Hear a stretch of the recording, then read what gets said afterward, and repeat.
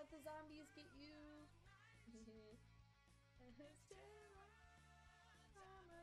Hey, why do you think that they should split up the category more?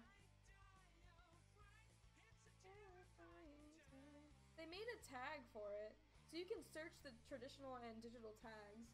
They should only come up with those. All the trees begin to moan, and the monsters crunch and groan. Rotting faces full of slime. Don't you know it's terror time?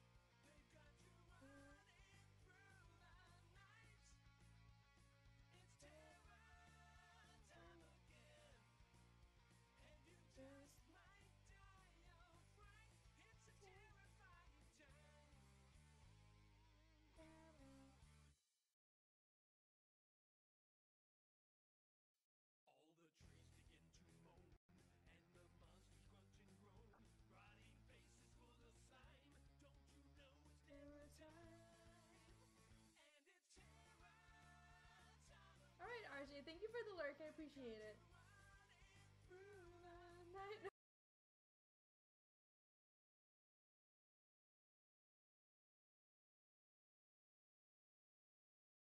No, you will not survive. Don't say because you will city. No, you don't.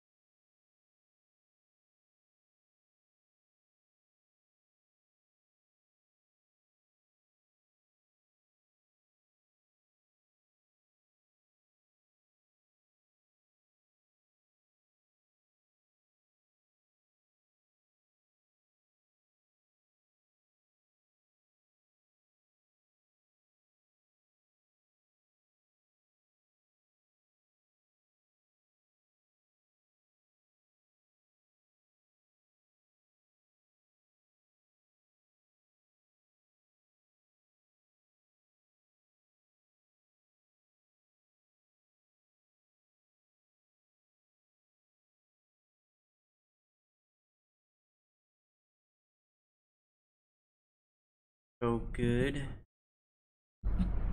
Nothing's broken yet.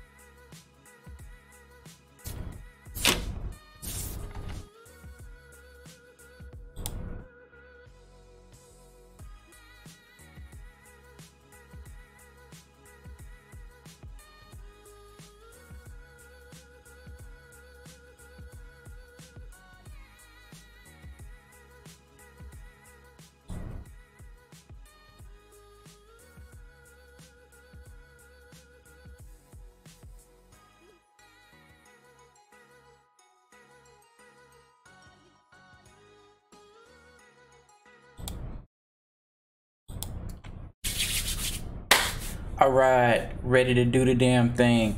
As my Facebook followers know, and some of you may notice, I have taken away the stream schedule. I am no longer streaming Friday nights because work schedule has changed.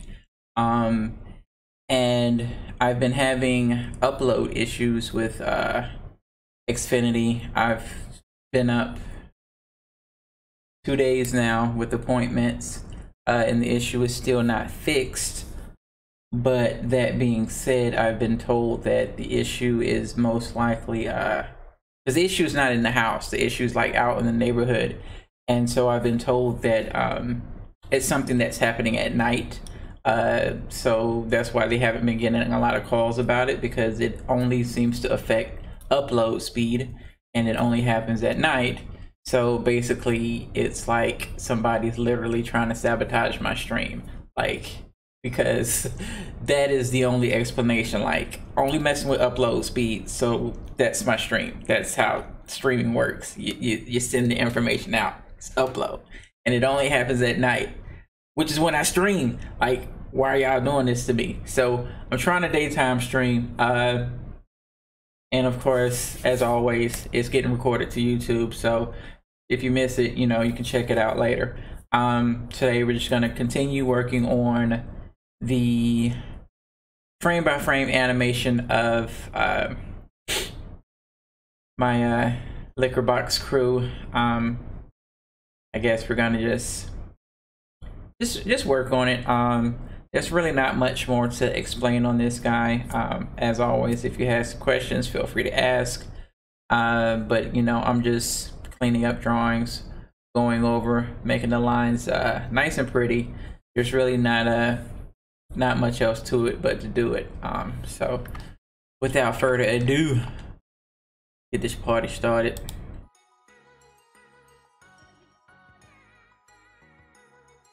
As usual, I like to use my copyright free playlist off of YouTube. Make sure I am muted in all my tabs so that way I don't get feedback. Mute. Stream is are you muted? You better be muted. Okay, I'm just gonna have to make you large for a second at least. All right, Picarto, stop being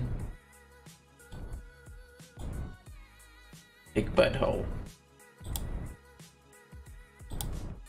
Okay, yeah.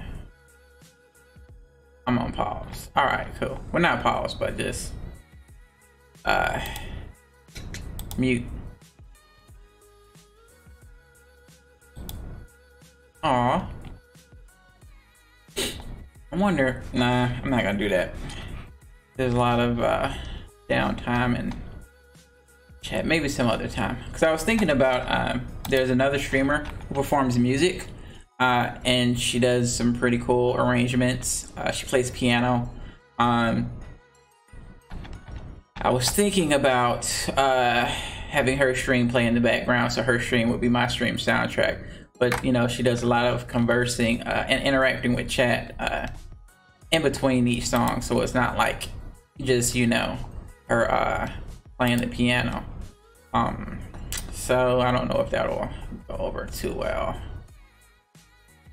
Anywho, switch back to the mainstream.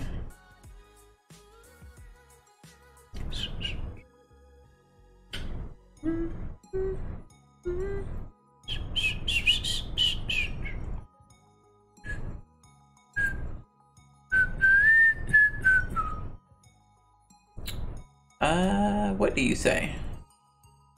Let me make this. Okay, just wanted to make sure. Still suspicious of this desktop app and its rechat capabilities, because it's tricky. Both rocking rhymes that are right on time and streaming to 3 websites at a time. Both are equally tricky, in my opinion. So where are we? Way back here. Zoom in so we can see what the Smurf we doing.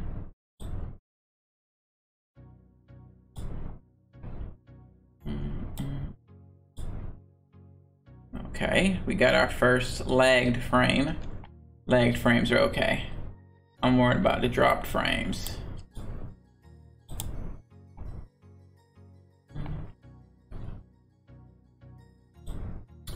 That's hood.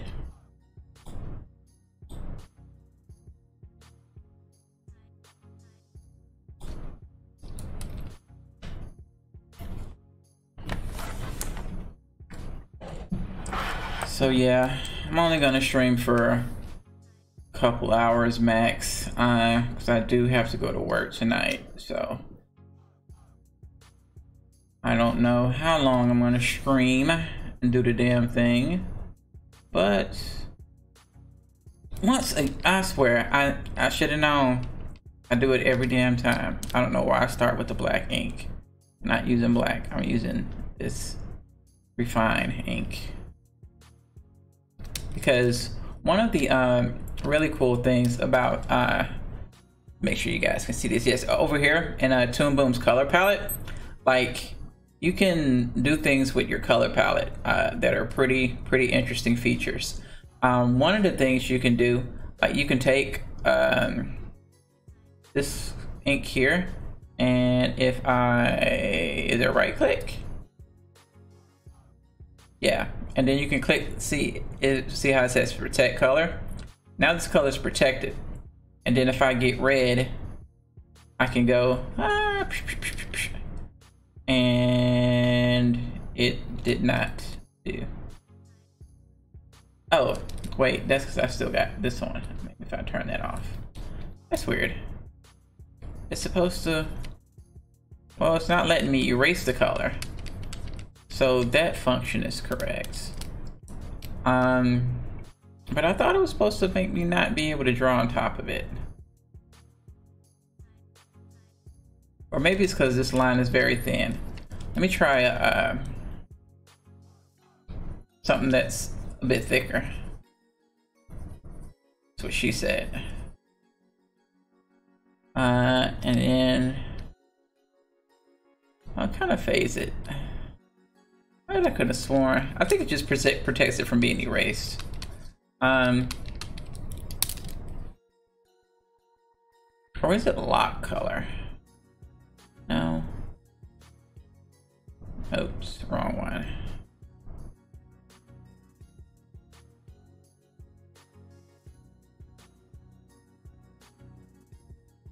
I could have sworn it was like lock color. Huh. But it definitely stops it from being erased.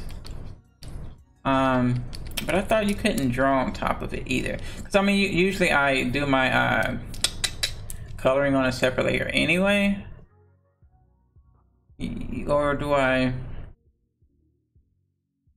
It's been a while since I colored frame by frame in Toon Boom. I don't know. But the other thing you can do is like you can take, see how this is blue and that's blue, but they got two different names. I can take this, double click, double click, double click, and double click, and I can change the color. So that's why I'm doing it in blue, because I'm just gonna change it to black later. But for right now, I'm just gonna leave it blue so it stands out while I'm working.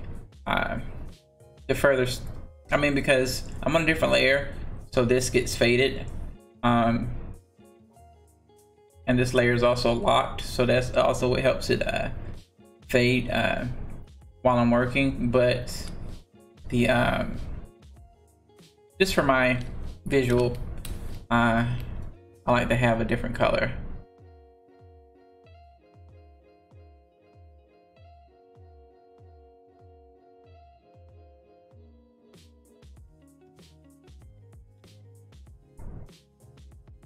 I think their angle's a little bit extreme.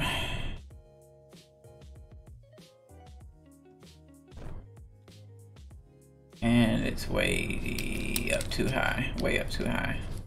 Yeah, we need to bring that way down here, like.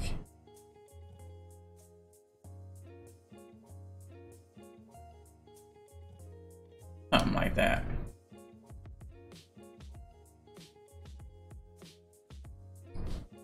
Turn this on your skin off. See, yeah, you like way up there.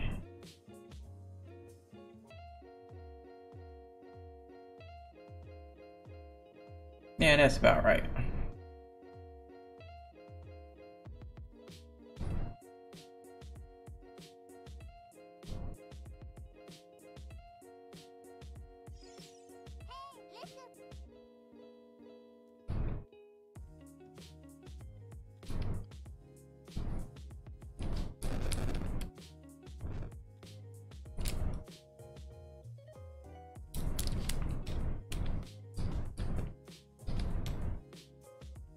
So far, so good. I'm like extremely paranoid about my stream going to crap. Like,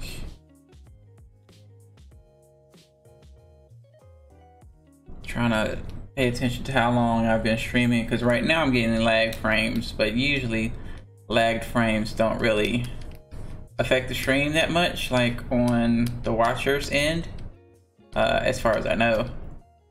So we are just going to test those million skins.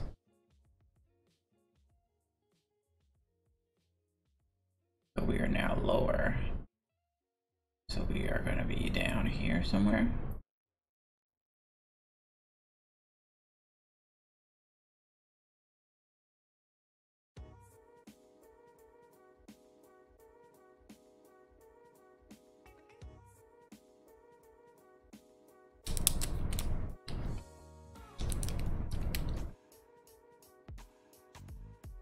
It's a bit far.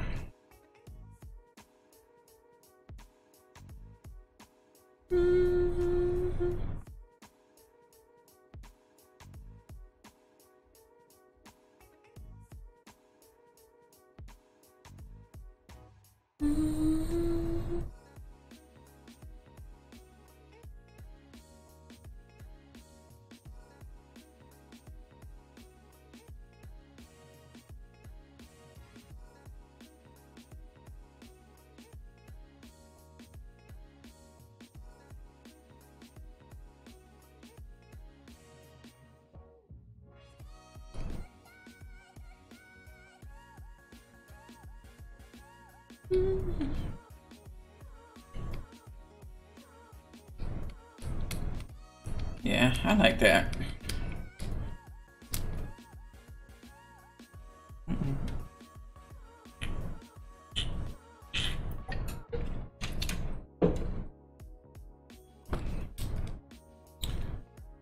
Oh, these lagged frames are starting to creep up. I'm super paranoid about my stream going crappy. Like,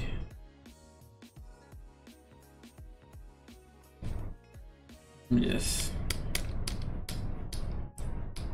got that gut wrenching just nerves, because it's just such an embarrassment. I haven't streamed in like, because not only like, because I feel like I shouldn't work on this at all unless I'm streaming, so that way people can, you know, see the whole process, even though they didn't see the start of it, because I started this like way back when I was in school or whatever. But you know, I just want to work on it as much as I can on stream. I probably won't work on it off stream. But the other thing is though, like, because of the issue like with the upload speed going to shit, like it put me in a mood to where I didn't even want to work on it, because it's like, should be working on this on stream, and then I couldn't do that, and then the whole thing just really, you know, put a bad taste in my mouth, and it made me not want to work on my art at all, because when I'm in a really like shit mood, Like sometimes it'll negatively affect my artwork. And so I've just accepted it. You know, that's something that I have to deal with. And unless I have like some kind of deadline where like it's like, hey, if you don't finish this, you're not gonna get paid or something like that, then if my mood is just gonna make my art not look the way I want it to, then I'm just not gonna do it. Nope. Just ain't gonna do it. Okay.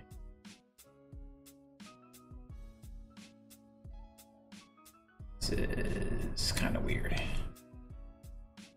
That freaking upskirt Manny Styles in this motherfucker.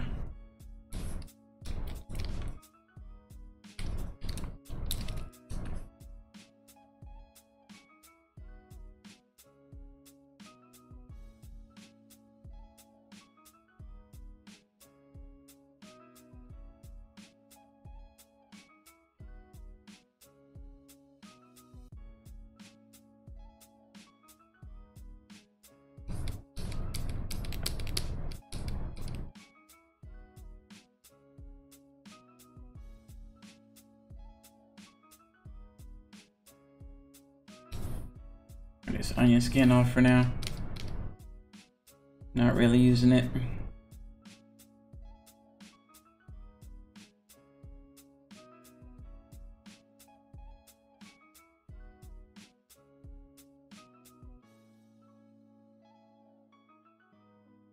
What did it look like before?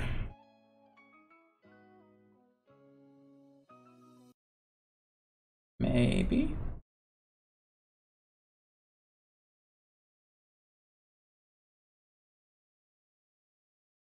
Maybe I need to make that a little bit sharper.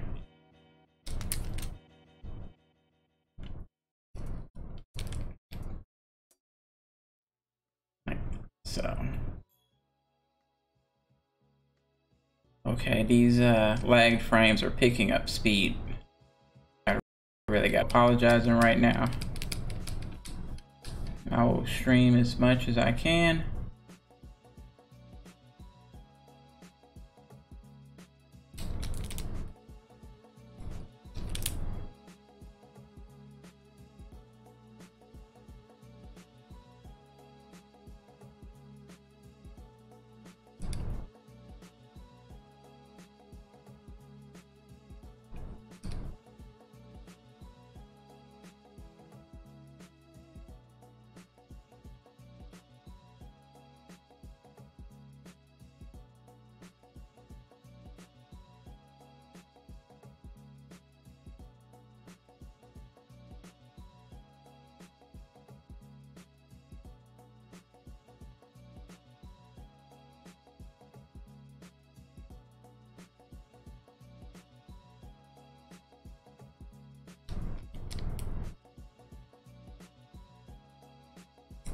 Yeah, something like that.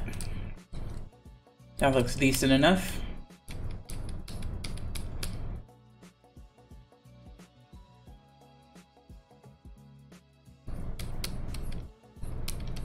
I really gotta tip my hat to freaking iWorks. Like, this motherfucker was animating like 700 frames in a day. I'm like, dude, you know how long it'll take me to animate 700 frames?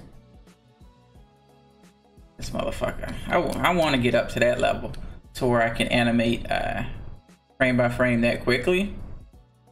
I think if I was on that level, I would be able to really be prolific with my animations and really be able to crank some stuff out.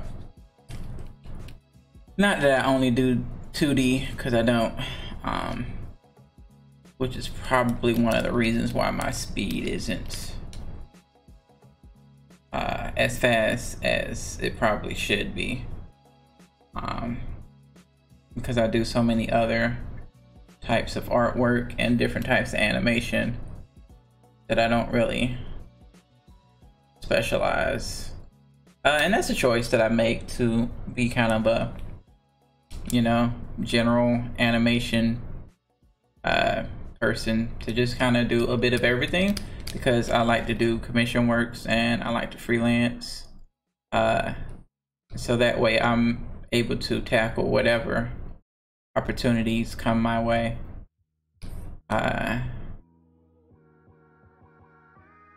Like, somebody wants something done in 2D, like, sure, I could do 2D. Somebody wants something done in 3D, hell yeah, I can do 3D, as long as you can pay. You have to charge quite a bit. Like, I have to charge quite a bit for 3D for commercial work, because I have to for 3D I use Maya, and Maya of course isn't free, and the thing is that in order to do commercial work I can't be using the student version of Maya, what I use at home when I'm doing my own personal projects, because I'm not finna pay for I'm not going to, damn, starting to drop frames. Keep my eye on you. 385. If my drop frame rates goes above, I want to say 15 to 20%, then I'm probably gonna start thinking about calling it quits. Right now it's at 0.8, but that number is slowly climbing.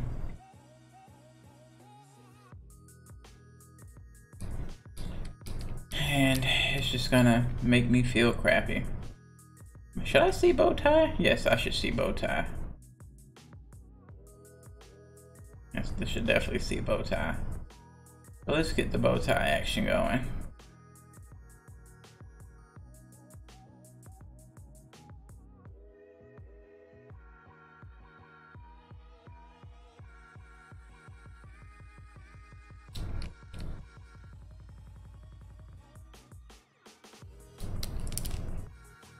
Something like that. And this guy should come out somewhat like here.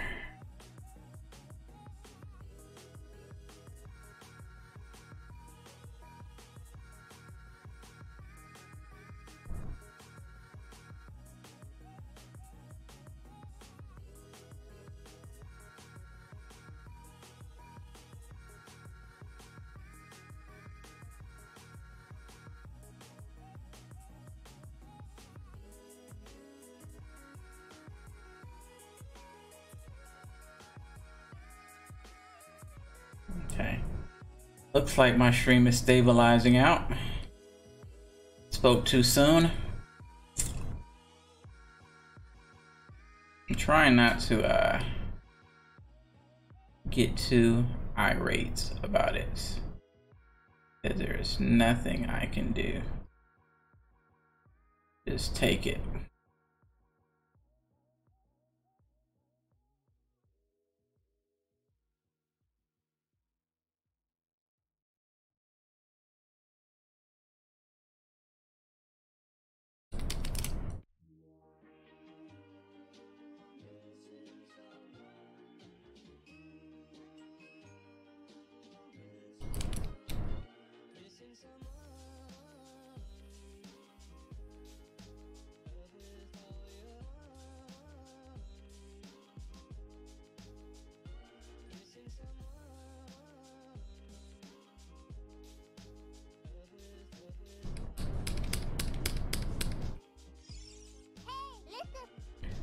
Waco, what it do? How's it going, man?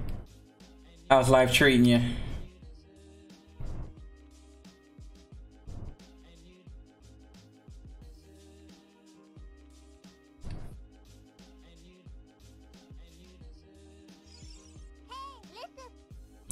I'm doing okay. My stream is not, I've been having a lot of no, internet is not fixed yet.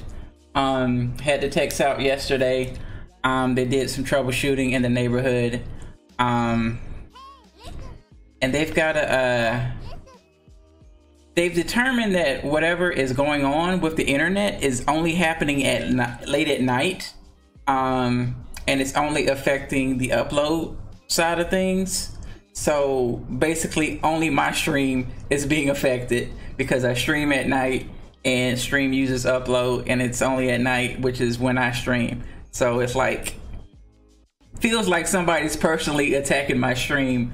Like some hateful ass individual in the neighborhood is just like, no, I don't want him streaming, so I'm just gonna just go out and mess with the thing, and it only happens at night. And so they gotta like do some kind of in-depth troubleshooting. Yeah, it's definitely been infuriating. So I got like my eye on my stream health right now, and I'm just kind of, and also that's another reason why I'm like streaming right now. It's definitely not my normal time. Not normal time due to work and due to just wanting to try out a different stream time. So that way, while they're working on the issue, I can, you know, at least try streaming during the daytime. Yeah.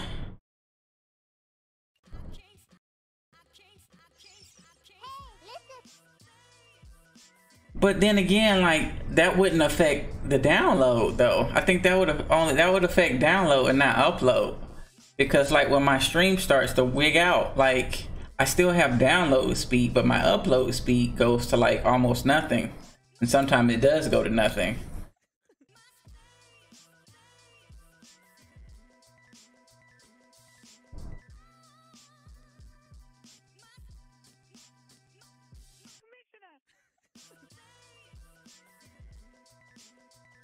Not missing anything.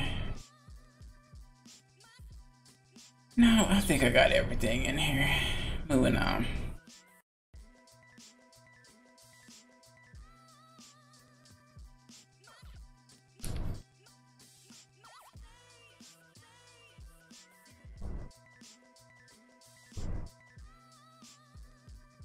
Ah.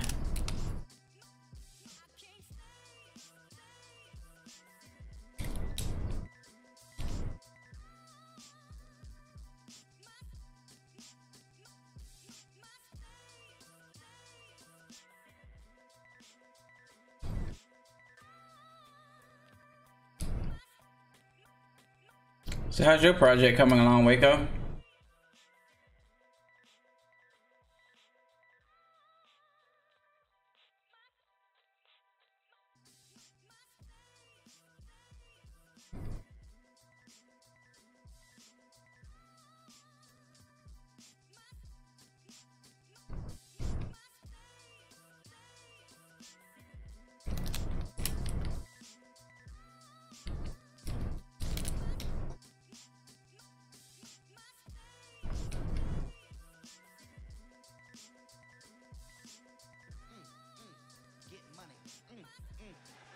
Oh snap! Thanks, man. I really appreciate that. Thank you very much. Thank you very much. That was awesome. Back here. That's a little too wide. Thanks. Yeah, freaking scrapped together pieces from a couple different things. I took the logo, obviously, which is my business card, and my stream logo, in between projects at the moment. Okay, cool. Do you have like a backlog of projects you're planning on doing, or you just haven't decided on what you're going to do for now? Because I always got a backlog of projects. So I'm thinking like, I'm always have little projects in my head going of, you know, oh, I'm going to do this, and no, I'm going to do that. Oh no, that'll be cool. So they just kind of get in my head, and I just kind of have to organize them mentally, at least, based on unfinished ones I should do, but not feeling them. Yeah, I understand that. Because I definitely don't like working on projects when they're not when you're not in the mood for them, because Like that stuff kind of affects your work, which is also what I was saying earlier. When I like, that's one of the reasons why I haven't been working on this, because my stream has been shit. So that's been putting me in a bad mood. So just the thought of working on this project has been like, nope, not gonna do it. Yeah, it definitely shows in the work. Yeah, so if I don't have like a deadline where somebody's like, okay, you're not gonna get paid if you don't finish this on time, then I'll just like only work on it when it's gonna be good results.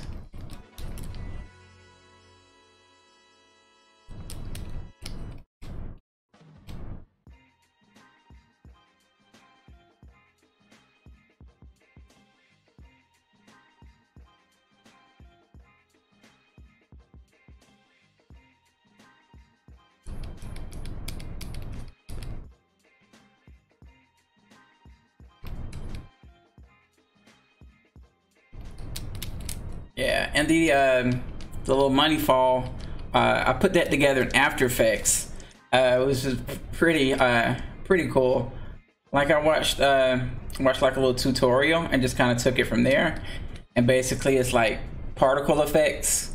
And I took the particles and had the particles get replaced with the image of the money.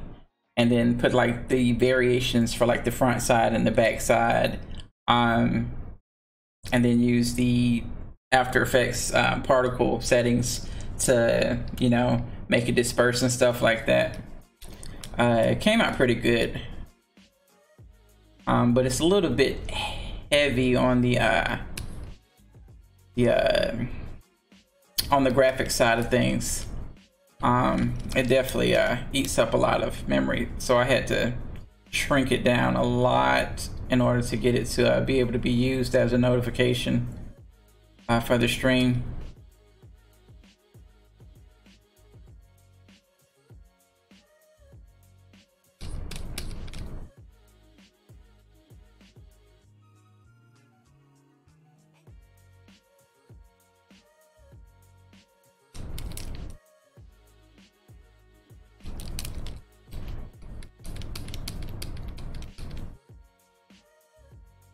Okay, I'm still sitting at less than 1% of dropped frames, so that is definitely good. Hopefully it stays that way.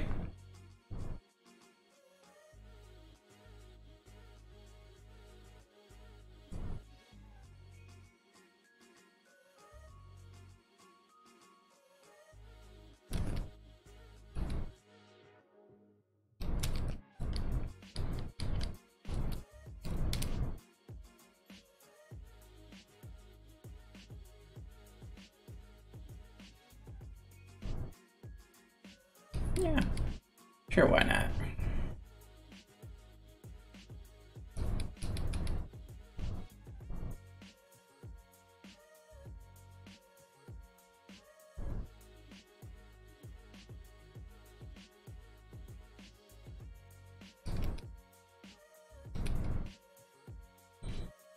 Twist more this way, okay.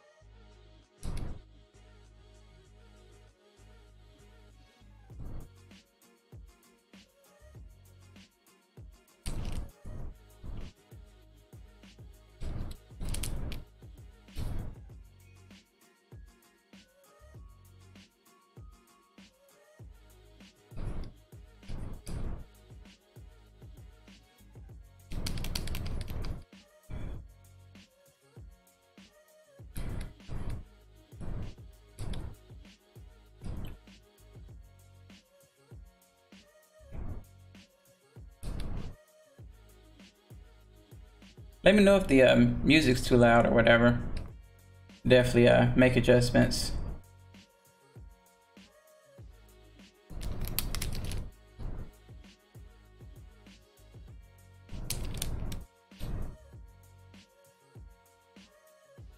Another thing I gotta do is keep an eye on the time, because I do have to get ready for work in a couple hours. Can't even hear music? Oh no.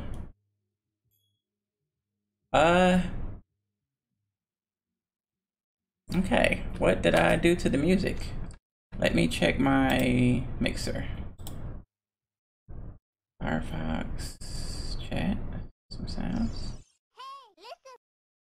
Early shift tomorrow. You sure you can't hear the music? I guess I could turn it up a bit. I guess it was.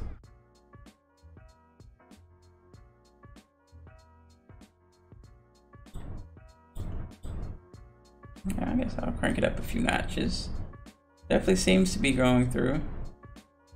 It might have been a part of the song that was quiet. Okay. Turn the shit up some more.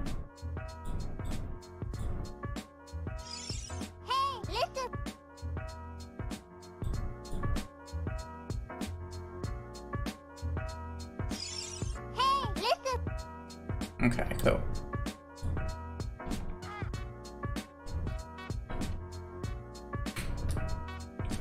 And let's turn Navi down just a little bit. Yeah, I'm really liking this the desktop version, the desktop app for the Restreams chat that I got. Because I was using the browser version before, and I was not only was sometimes notifications not coming through. Well, that was the main issue. Sometimes notification weren't coming through. So people would like chat during stream, and then I would just not see it. And that happened like a couple of times. So that really made me feel bad, because it made me seem like I was ignoring people. And it only happened like via like Twitch or something, or it'll be like another, because I stream Twitch, YouTube, and Picarto all at the same time. So I'm using Restream and their chat thing, and so it was like I wasn't sure, like I didn't know until after the fact that I had chatters, because like when you have your stream report or whatever after you watch your stream or whatever, so you can kind of see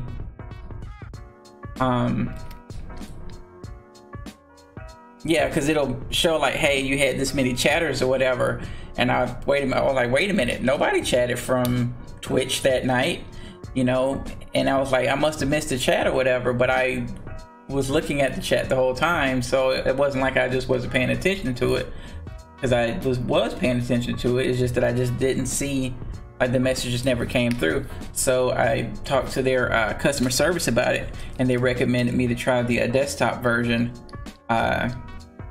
So that's what I did. I got the desktop app, and I kind of like it because it has a couple of additional features.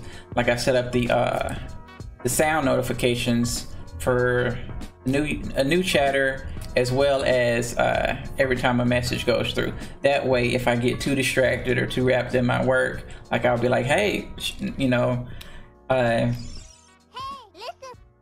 Dan, 24 frames per second. How's it going, man?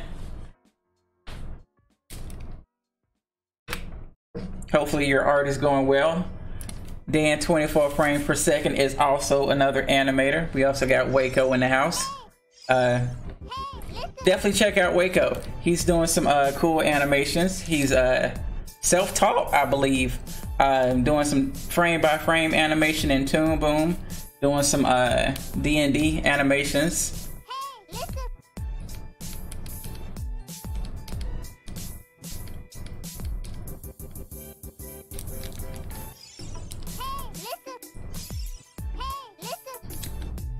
Definitely don't knock yourself, because there's nothing wrong with being hobbyist, because I definitely started off as a hobbyist, and I was hobbyist for quite a while before I had the opportunity to go to school and study animation. So, and even then, like, I'm not gonna say I didn't learn in school, because I certainly did learn a ton in school. but I think school is really good for giving you that foundation of information. You know, get that, you know, because yes, you can go on YouTube and, you know, watch a lot of videos and tutorials, but I think I got the most, some of the things that I got the most out of class, I feel you don't really see a lot in tutorials. Things about like shot composition, things about things like color theory, and just like the study of the history of animation. Like some of those things I think really helped me kind of understand like the processes and things like that. And, you know, getting those basics of animation are definitely something that, you know, you expand on, you know, as you learn and get better or whatever. But like some of those things like color theory has definitely helped my animation. My psychology class, oh my God, my psychology class changed the way I do characters forever. Because in my psychology class, you know, we studied, so I took psychology, you know, the basic psychology 101, and then I took psychology of personality. Yeah, it is definitely awesome to get real-time feedback. And the psychology of personality class showed me how essentially everybody has some kind of personality disorder. Not saying that everybody needs to see a psychiatrist or anything like that, but everybody has, you know, varying degrees of some type of personality disorder whatsoever. And, you know, they kind of go into like different personality disorders and how they manifest and what stuff like that. And so ever since taking that class, anytime I create a character, they always have to have something mentally wrong with them. And a reason for that, like in their backstory. Like one of the characters that I'm developing for my motion graphic novel, without giving away too much detail, the person grew up almost on their own, because their mother was pretty much working a lot and the father was working a lot. And although, you know, so she kind of has a personality disorder where she kind of is a bit of she craves attention a lot. And instead of having that manifest in like a sexual way, like a lot of times that type of personality disorder does for women, I kind of have her being like a practical joker. Like she likes to play practical jokes on people, and it's a way to basically get people to pay attention to her. And she will often make comments or kind of butt into conversation, or, you know, add something. If there's like 3 people talking and then 2 people start talking a little bit more than her, she'll have to make a joke or say something funny so that the conversation and the attention kind of comes back towards her. Like that's just kind of how it manifests in her. So that's kind of how I have it set up in her dialogue. And that's just kind of like one of the things that I got from my psychology class, about like personality disorders and how they can affect the way people behave and things like that. Why is my undo button not working? I made too many damn strokes, that's why.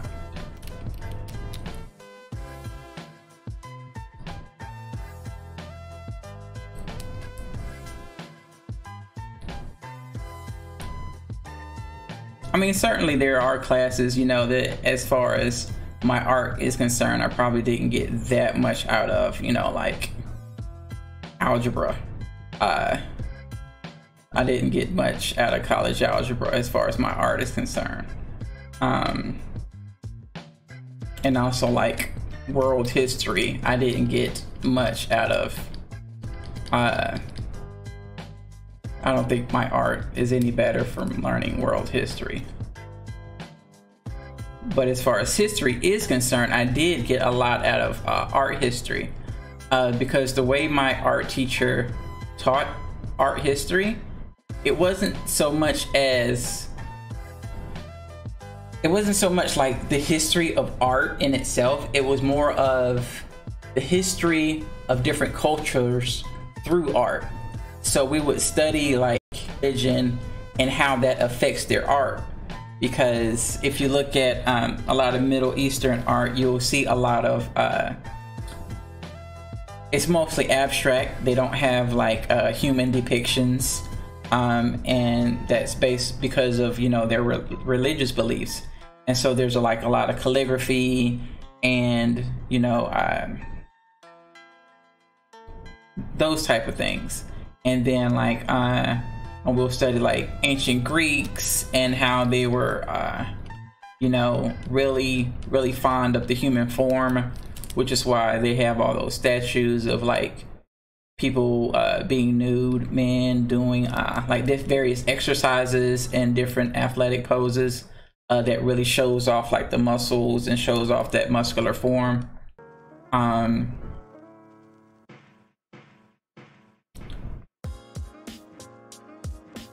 And that's kind of, you know, the kind of art history class that was really cool.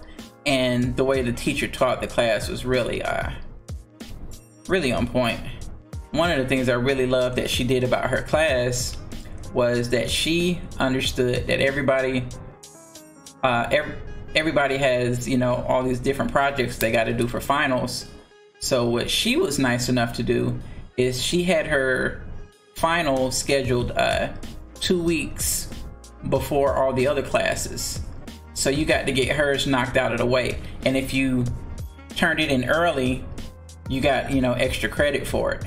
And then the other thing about her final projects and all her classes that she taught, because I took a lot of classes from her, was that you basically could do anything you wanted for your art project. You could do like a piece of art and then do like a write-up on why you chose to do art in that way. And it didn't even have to be specific to that class. Like you could be taking a modern art history class and then do like a, you know, old style of art, and just as long as you had like a 1-page write-up of, you know, what your piece is and, you know, maybe a little bit about, you know, what you chose to do. So you could definitely had a lot of creative freedom in doing your art. There was this one of the coolest projects I saw. This guy did for his final project, he literally just drunk a bunch of freaking vodka and threw paint everywhere onto a canvas, and that was his project. And then he did like a 1-page write-up on Jackson Pollock, because that's what Jackson Pollock did. Like he drank and just got drunk and just threw whatever colors that came, you know, to his emotional state. He threw whatever colors, and that's what the guy did. He literally just got drunk and threw paints on a canvas and wrote like 3 paragraphs. Excuse me. Pretty awesome.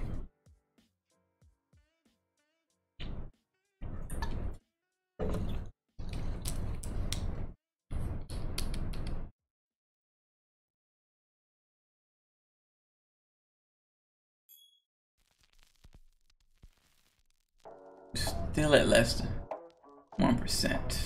It's awesome. I got my eye on you.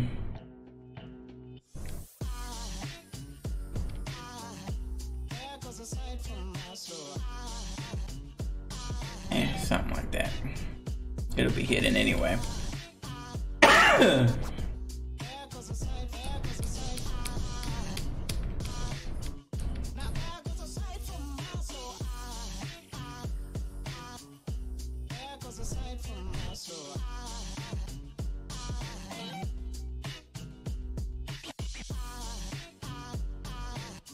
Okay, fingers, feet,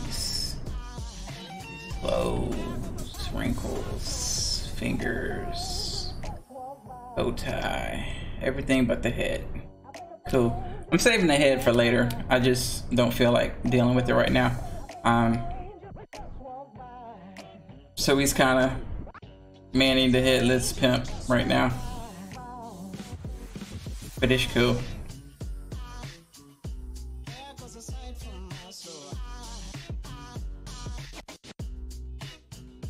I think I might want to thin these lines up just a little.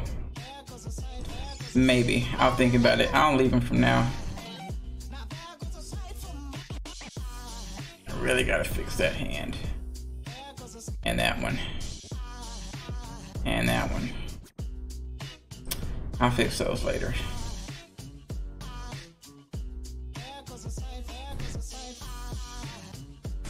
The hell? This really big bird just landed outside. Looks almost like an eagle, but it's not an eagle. Pretty cool looking.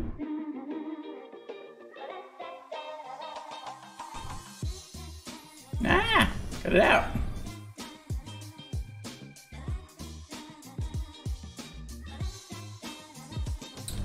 I hate when I do that and accidentally show my desktop on stream, because my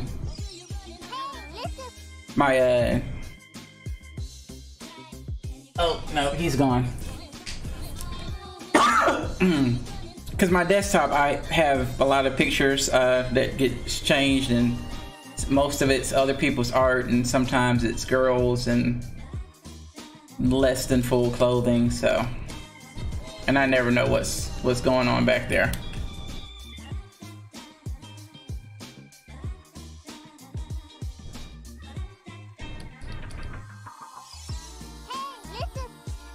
Yeah, we do have eagles in the US, but I don't think we have them in Florida though. I don't think we have them in this part of the United States. I really don't. I'd have to look it up later and see. And it was a large bird, but I don't think it was big enough to be an eagle. Like maybe it was a, I don't know, teenage eagle.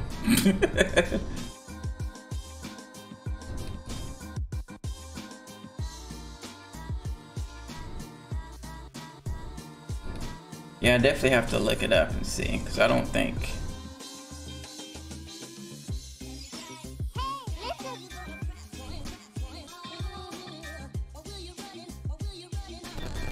Big ducks. Yeah. Aggressive motherfuckers too. Those things, man, they be. Well, like, look at you, like you in the wrong. I mean, yes, I understand as humans, we have not been here as long as they have, but still, this is my neighborhood. Like, I'm sitting there driving, right, this one day, and they got the whole family, they walking across the street, blah, blah, blah, blah, blah. So, you know, as a good person, I stop, right? Stop to let them cross. But I'm sitting there in my car like, yo, can y'all hurry it up? I gotta go to work. And this duck is like, I want to say, like, say this screen is like the lane, so, and I'm in the middle, so this duck is like all the way over here, and I'm like, come on, move it along. This motherfucker just looks at me and starts walking back the other way, the whole time just keeping eye contact, like, what you gonna do now? What you gonna do now? What you gonna do now? And I'm like, come on, don't do this to me. And then he gonna turn around and start walking back the other way. The whole time, just eye contact. The whole time, like, now what? What? You was late for work? Now you really gonna be late? And I'm like, this like, come on now. Like, jeez, that was just rude for no reason. First thing in the morning. Like, shit, who pissed in your coffee? 'Cause I didn't do it.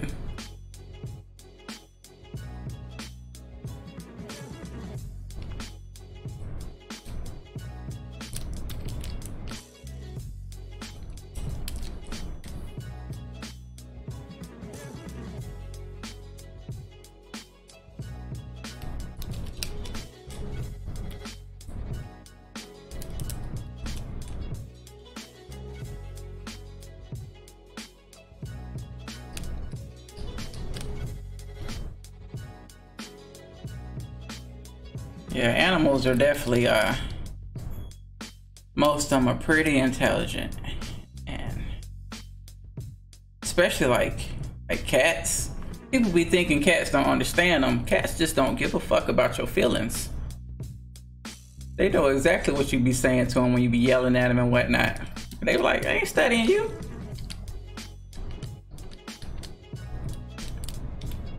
And I know they understand.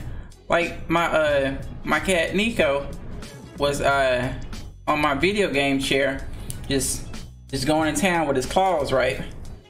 And I turned around and looked, and I'm like, look, that's my chair. And he just sat up and looked at me. I'm like, yeah, that's my chair. He does it a couple more times. I'm like, Nico, can you please not claw my chair? And I'm like, look, go claw my laptop bag, like, or you know, my art bag. Like, there's other stuff in here you can claw that I don't care if you claw. And he just kind of like looks at me for a second, and then he just got down off the chair.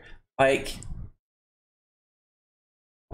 come on, dude. That's my stuff. I mean, I know he gonna do it when I ain't in here anyway, but that's not the point.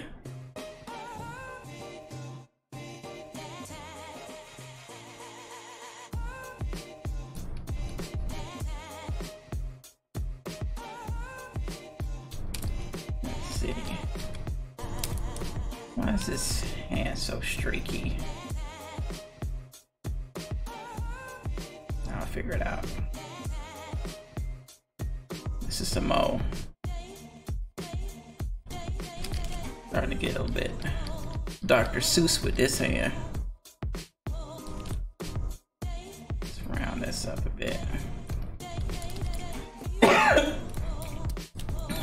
This angle is kind of weird.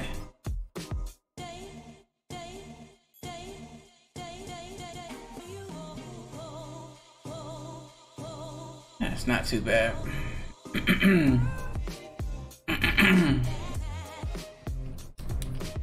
This definitely needs to be rounded off.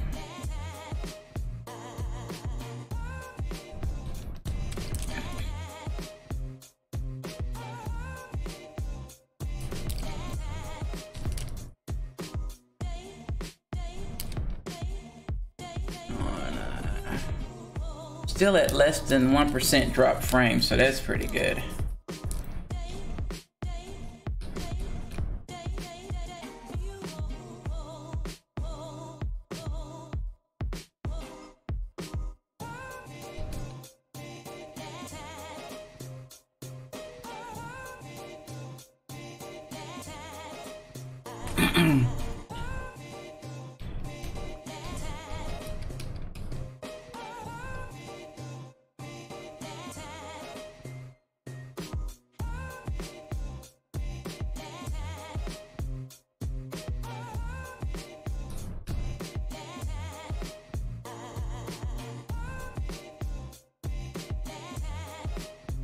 Yeah.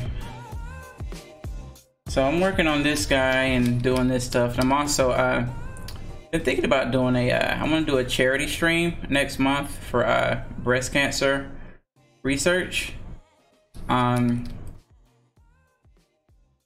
at first I was thinking about doing Inktoberfest, and I was like, I don't know. And then I thought about doing something for breast cancer, and I'm like, dude, you got to stream. People do charity streams all the time.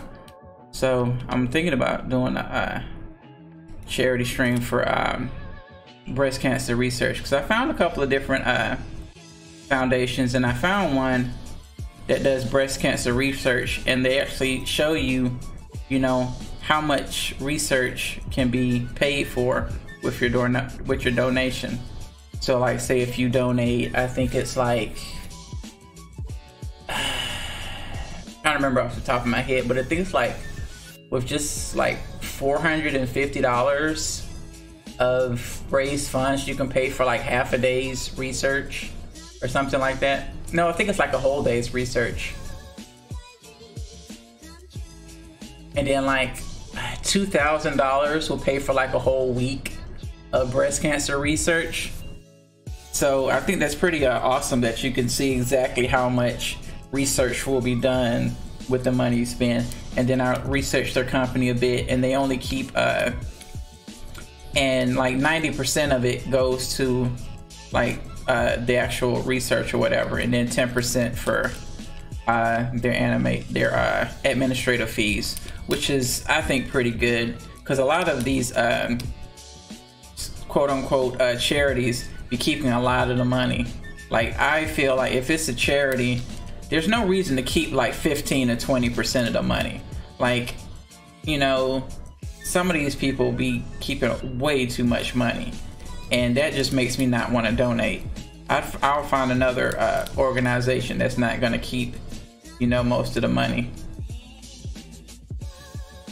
Because like, one of the biggest charities for veterans, because I myself am a veteran, is like the Wounded Warrior Project. They're everywhere. You know, almost everybody's heard of them. But I'm not trying to knock them or whatever thing, because they do help veterans, but they keep like 15 to 20% of the money. Like, for every dollar, only like 80 cents of it goes to the veterans, because they use a lot of the money for all their advertising and stuff. And I'm like, that's too much money for me. Yes, you advertising, but in this day and age of social media, YouTube is free. Freaking Facebook is free. Instagram, Twitter, all that stuff is free. You don't have to pay for that. Like, there's no need to run, you know, TV ads that cost thousands of dollars. You know, you can do social media. That stuff is free. And you can do, like, you know, other little stuff. And then the other thing is, they can freaking, I'm pretty sure they could, I don't know, hire a veteran artist, you know.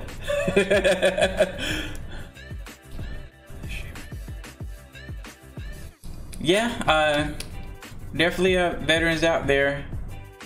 It's one of those things when you get out in the military, a lot of, which is how I paid for my school, by the way. You know, kind of, it's a lot of time, depending on how long you're in, to spend learning different things and trying to figure out what you want to do and what you don't want to do. That's actually when I started doing like amateur animation type stuff while I was in the military, because I've always loved storytelling, just in general. Like, as a kid growing up, I was always making up stories, little short stories, different characters and whatnot. And so and eventually, you know, and I always liked movies and stuff like that. So I kind of, you know, as younger, I always kind of wanted to think about like making movies or whatever. And then I just kind of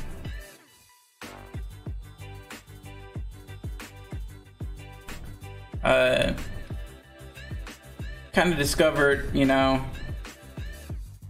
this game or whatever called The Movies on it was made by Lionhead, you know, back in the day, and it allowed you to basically make movies with different animated characters or whatever, and you could, you know, edit the characters and you could make your own characters. That's where these guys come from. These are characters that I made using that program. And that's kind of how I got my start in animation, by doing the movies. And people started paying attention to the stuff I was making on the Lionhead's website. That was I had a lot of movies that, you know, had very high rankings and good reviews and stuff like that after a while. And now, you know, my stories were getting more and more popular, you know, as time went on. And, you know, till this day, I still have some people saying, hey, when you gonna make some more, make some new stuff? But instead of using the movies, now that I know how to animate, I'm actually going to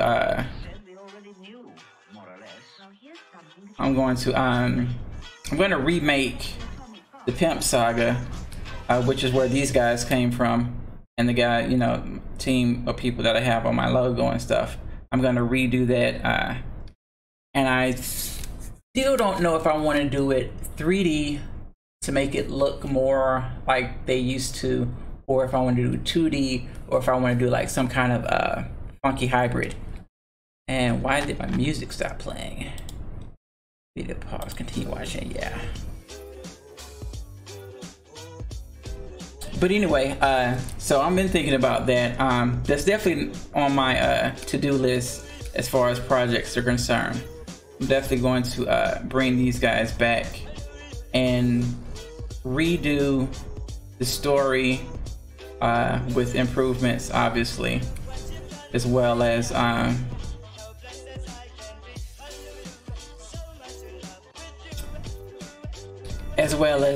you know, get to take it further than I could with the movies, because as nice as the program was, it was still limited because you only had so many animations that you could use. Yes, you could chop them up and do like different cuts and camera tricks to kind of like get the results you want, but you were still had a limited palette.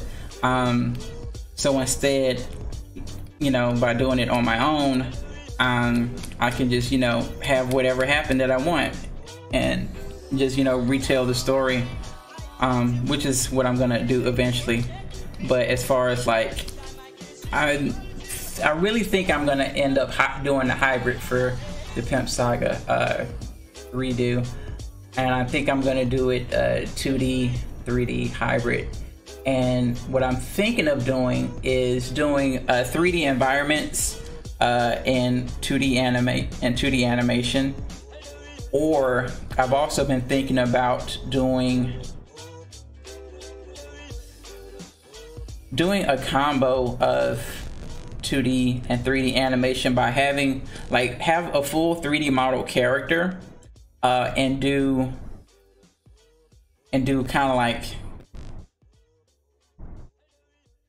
a toon shader, but then don't only animate in Maya, like take it into Toon Boom, and that way I can kind of push the animation a bit further, maybe add more squash and stretch that I might be able to do in Maya, and do stuff like smear frames and do like little stuff like that. That's kind of like what I'm thinking at the moment for the project.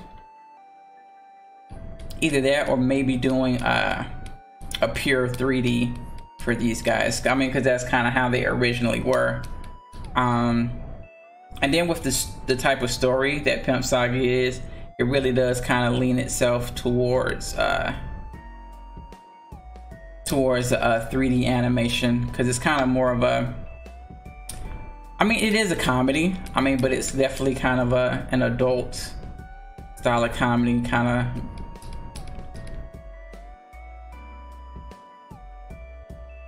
I guess you could call it a bit on the raunchier side of comedy, but it's also got plenty of action in it too.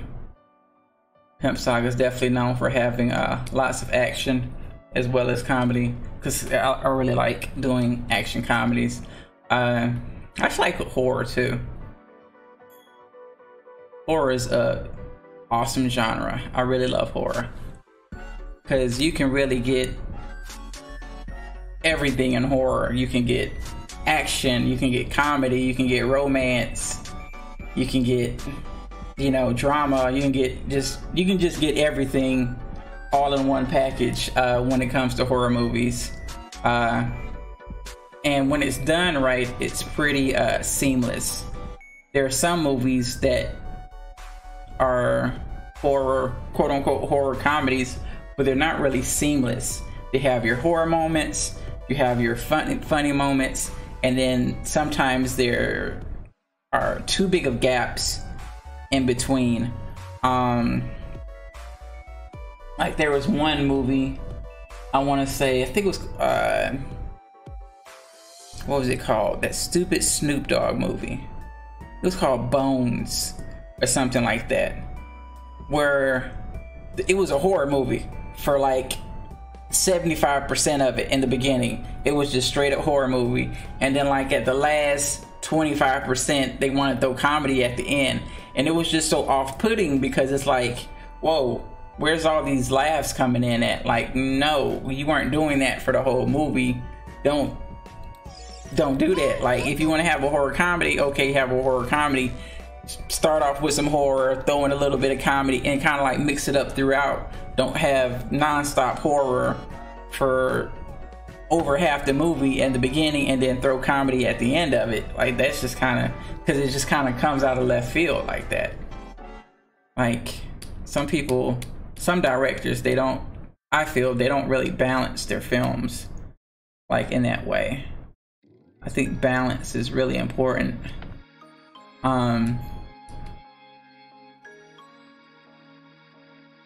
And especially when it comes to things like that are over the top. If you're gonna be over the top, that's fine, but don't be over the top. Don't be serious for 90% of the movie and then get over the top at the very end, because it's just gonna seem off.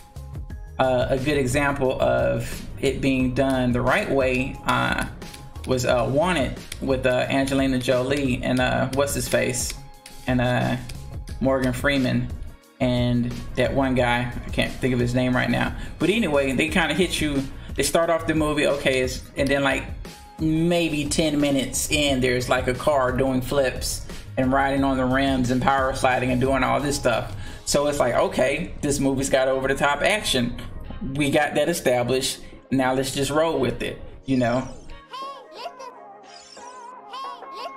James McAvoy. Yeah, that's his name. I don't... No, that's... I was trying to think of anything else he might have been in. Can't think of anything right now. But yeah, I really enjoyed that movie. Really good. I heard the comic, or I think it's a comic. It was either comic or a graphic novel that it was based on. I heard it's really good too. I need to read more. I really do. But I'm just Mac a boy.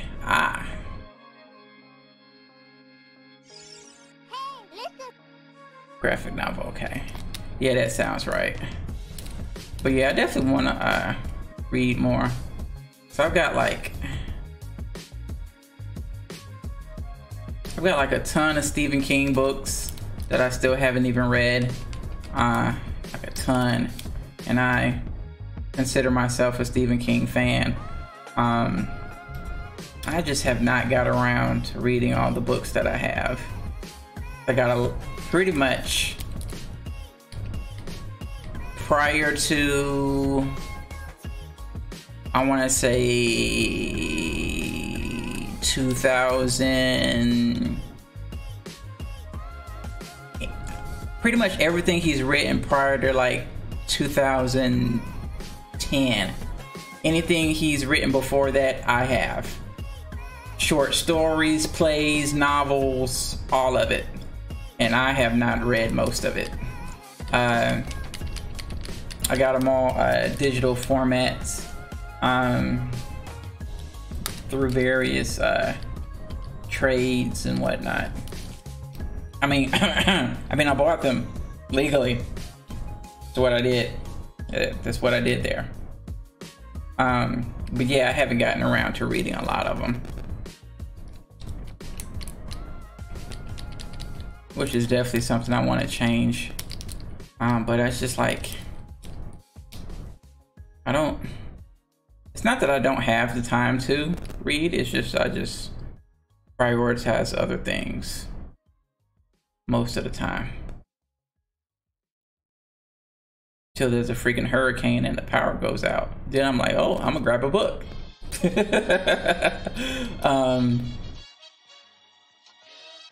Which is what I did last hurricane we had come through, Hurricane Matthew, I think it was.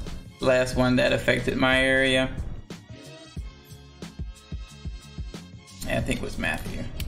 No, Irma. I think Irma was the last one that affected my area. Yeah, definitely Irma.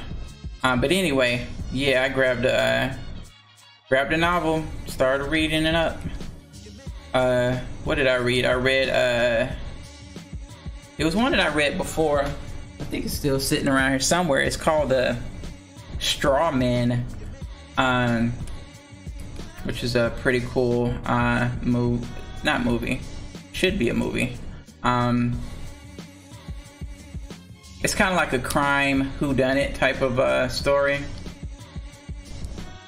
I don't think I want to push it that far back. About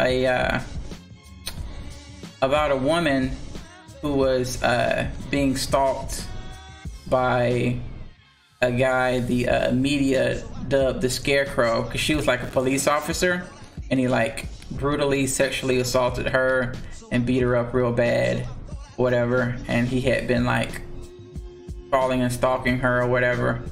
And anyway, so you know, he gets caught, he gets arrested or whatever. And then, and the book starts off is that they announced that new DNA evidence or whatever has shown that he was innocent, so he wasn't the guy that, you know, that did it or whatever.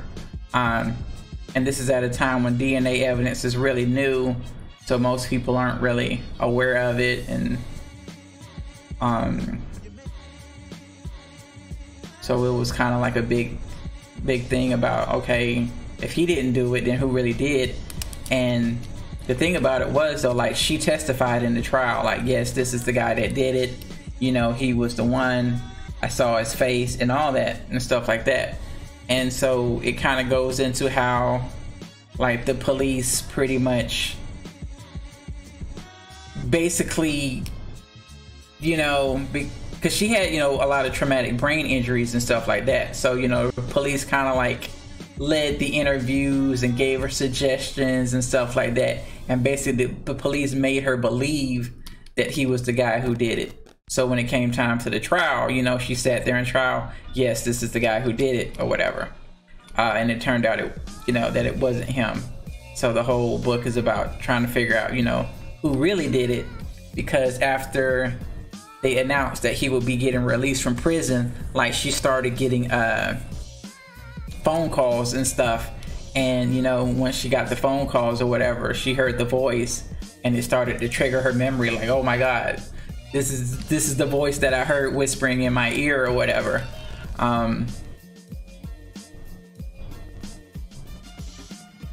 So yeah, it's a pretty good book.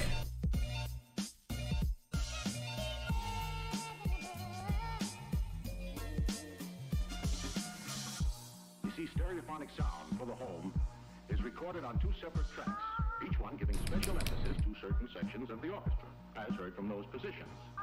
Now, when played simultaneously on two separate systems, the sounds are blended together to achieve a new dimension in sound impossible to obtain in a monaural recording.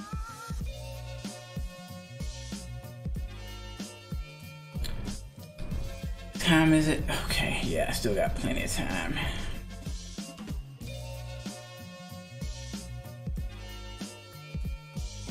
I think.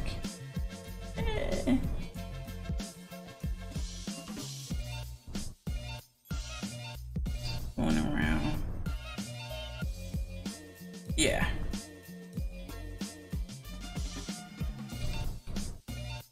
It's kind of weird because I'm like revisiting this and a lot of the,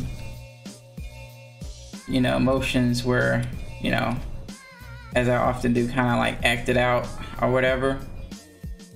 So especially like with the hands, because when I first was doing it, I was doing the sketch style, so I was just kind of like blocking in the hands. So as I'm like moving through it myself and doing my imaginary camera and stuff like that, I kind of blocking the shape that I'm seeing in my head to the position, but I'm just, because I wasn't drawing it, I was just blocking it in. Now it's freaking literally years later, I go back and some of the hand positions are just blocked in, and I'm like, okay, what was I thinking? Like, how did I come up with that weird block? And the same with like some of these other body parts or whatever.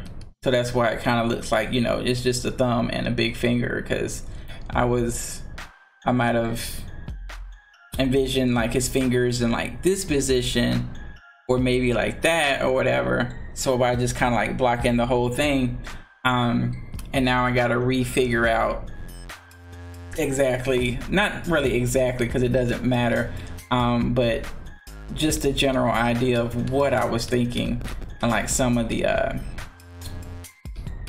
positions. The same with like the clothes, because it's just kind of like blocked in or whatever.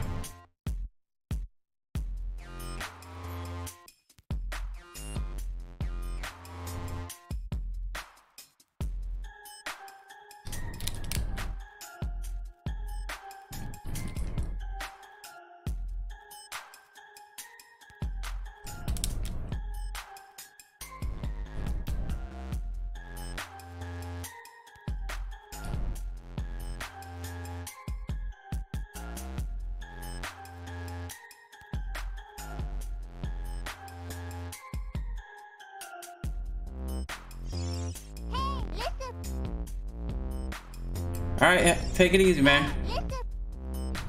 Yeah, you too, take it easy. I'm glad you were able to stop by. Yeah, thanks. They're supposed to be still working on it. I should find out. They said it'll take a couple days though, so we shall see soon. Nice, awesome.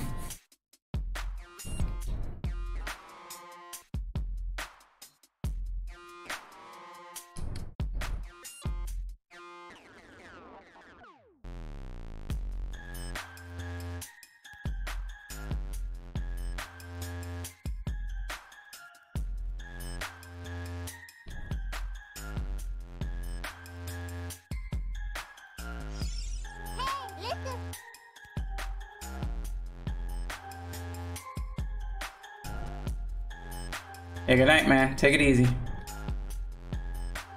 Let's see this. Break off. Looking at the inside.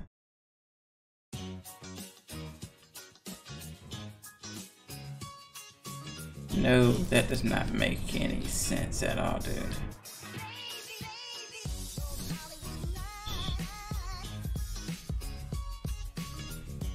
What were you thinking? This is kind of, no, that's right. But it's more like down here.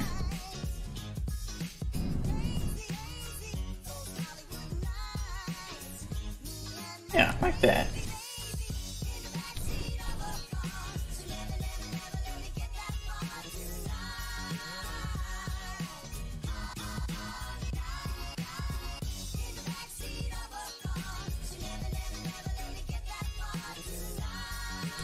Yeah, some of these tracks are really fucking good.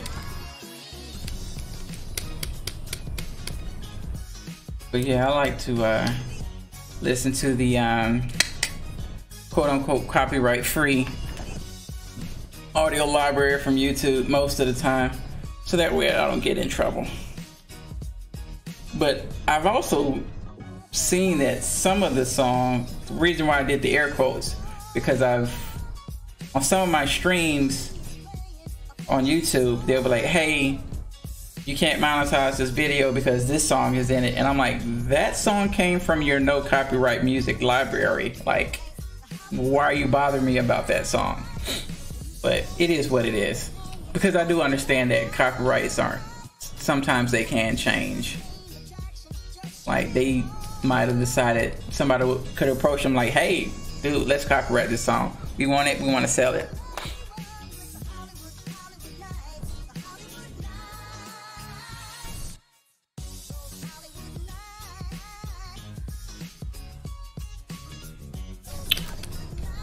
Okay, let's see.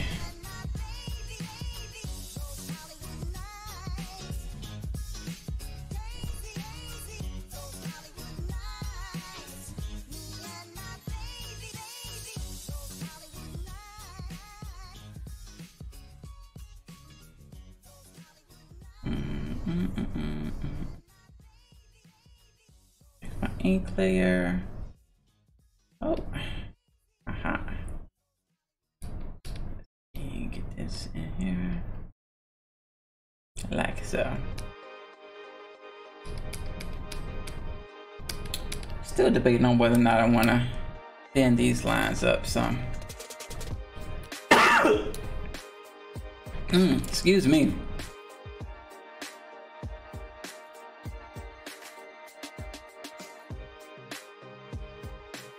They are kind of a bit heavy compared to the rest, but they might not jump out that much if I go to color.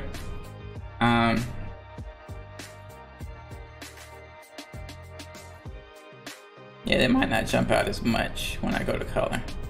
And then when I shift this back to black, I think it'll be fine. I'm gonna leave them for now.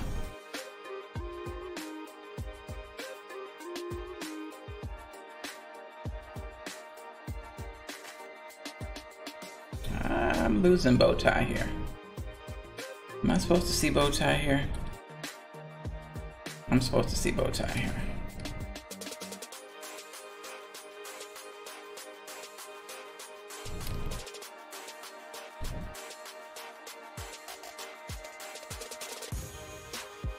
Nah. See, I got it blocked in like so.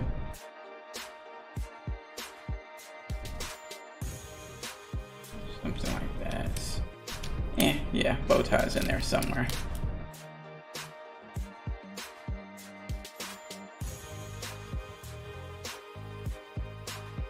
Most of this is going to get covered when I draw the face in, so I'm not worried about being accurate. Just kind of like, so whenever I have those little corners, if it needs to peek out, it's there.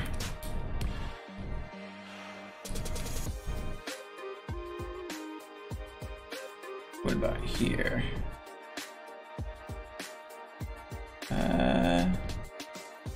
Yeah, I'm supposed to have a little bit of bow tie here.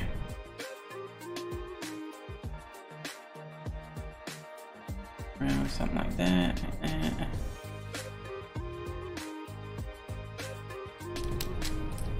And doot.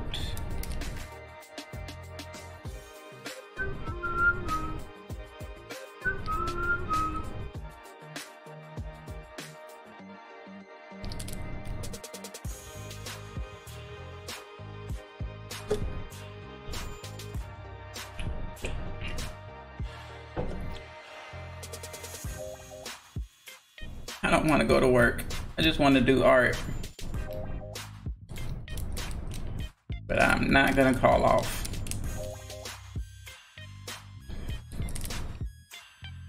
Even though it is so tempting. I just want to do hood rat stuff with my friends. This knife has a straight edge on it. Oh, this is my jam right here. Maybe. Here, there it is. Happy little tree. Oh, happy little mountain.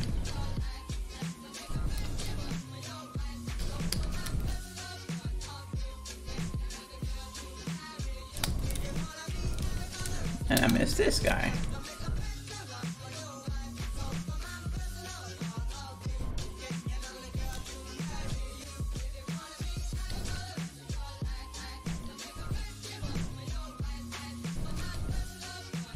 I really gotta stop zooming in so much. Nobody's ever gonna see that.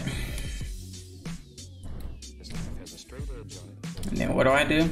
Do it right again. In our world here, I just can't help it. a little mountain. I'm trying to get out of that habit of sweating very minor details, especially when it's come to like this type of animation, because it's already so involved. But I feel like if you know something's wrong, flip and fix it.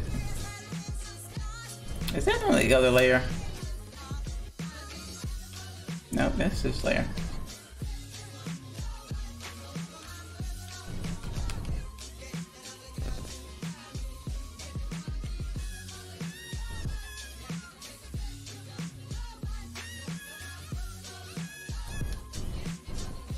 There we go.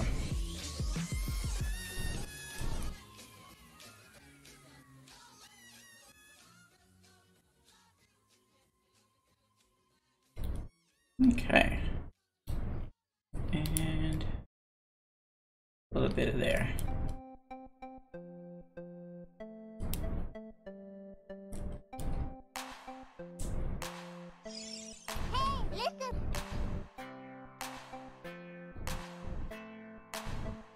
Let's see what else. Yeah, this frame is looking good now, I hope.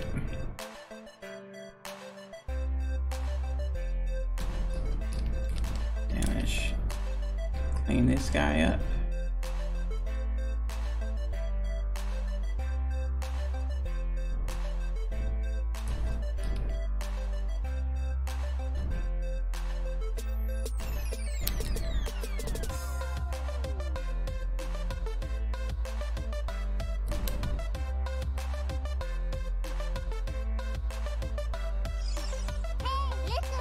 I don't use Toon Boom, so I don't know the answer to this, but I thought Toon Boom was vector.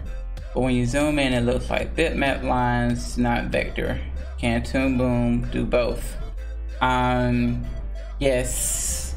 This, like if you can see over here in my color palette. Oh, no, you can't because it is blocked by chat. Let me pull this guy out.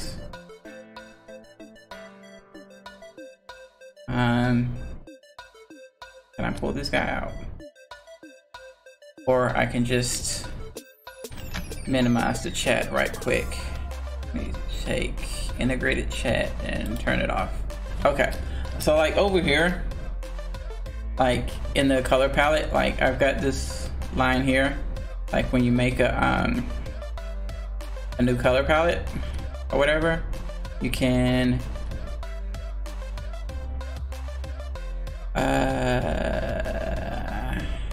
let's see. I don't think I need it. So like this one right here is a vectorized line. So this right here is a vector. And then see, it still kind of looks like that when you zoom in. But if you notice here, like my zoom is at 2,560. It's way zoomed in. So I think it just does that because of how zoomed in it is. Like it still kind of has that. And then if I select it, like there's the vector curve, I think. There's the vector line right there, the orange. And then the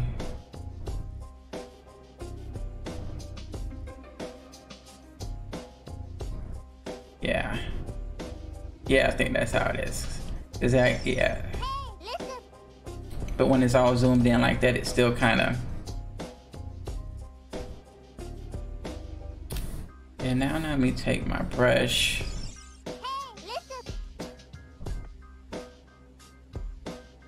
Yeah, I think that's what it is. It's like for preview purposes, it's like that. But now I'm kind of like paranoid about it. No, I don't want both of them. Just you. Oh yeah. So yeah, it's still vector. It just looks like that for the preview.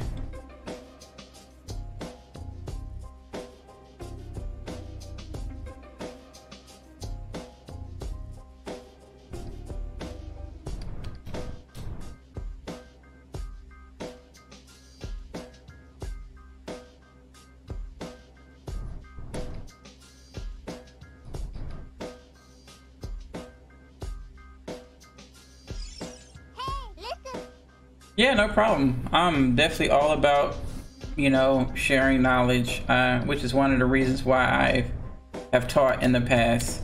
There are some people that have this mindset where they want themselves to seem important, so they always keep secrets as far as like their knowledge or their skills, or, you know, and they'll never want to.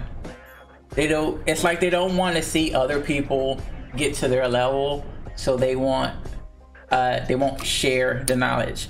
You see that a lot in the South. when it comes to recipes. Like, people will not give you their recipes. Like, they just won't. Like, if they got a recipe that's really good, they just won't give anyone their recipe. And it's like, it's just a recipe. Let me make it too. No, they want, if you want to eat that food that's gonna taste like that, they want you to have to go to them to get it. So they keep their recipes a secret. It's like, why not just share the recipe? So that way they, you know, someone else can take the recipe and they can either A, make it themselves, or B, you know, put their own spin on it and their take, you know, which I think is what most you know, artists end up doing, be it culinary or whatever, is they, you know, take the knowledge and, you know, kind of do their own thing with it. You know, prime example of that was my my Aunt Louise, you know, rest her soul. Her sweet potato pie recipe was the shit. Yeah, and even with the recipe, it still won't taste the same. Cause like my Aunt Louise, she refused to give anybody her recipe, and it wasn't until it was close to her time of passing that she ended up giving the recipe to my father, and his still doesn't taste like hers. It's good as shit, but it's like, here's my Aunt Louise's, and then like here's his. It's like really close, but it's still not the same. And the only reason why my aunt gave it to him, because she actually raised him. So he's not biologically her son, but he was her son because she, you know, raised him and his brothers. And then my father gave the recipe to my sister, so my sister has it too, and hers are pretty good, but not quite as good as my dad's, because he got the recipe direct from the source, you know. And it's just like, just different, you know, how people will take it and just, you know, do their own thing with it.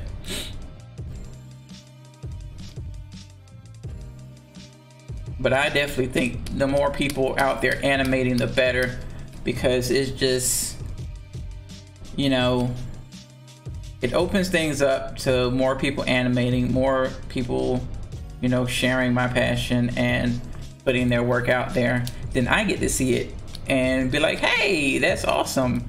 And, you know, I can like and be inspired by, you know, other people's creativity, and just kind of like, and it just goes in a circle.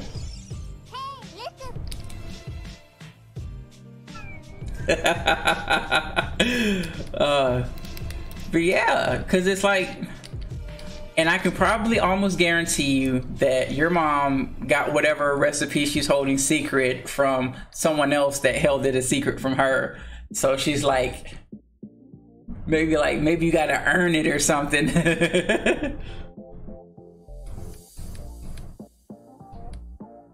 Like, once you can handle this recipe, then you can get this one.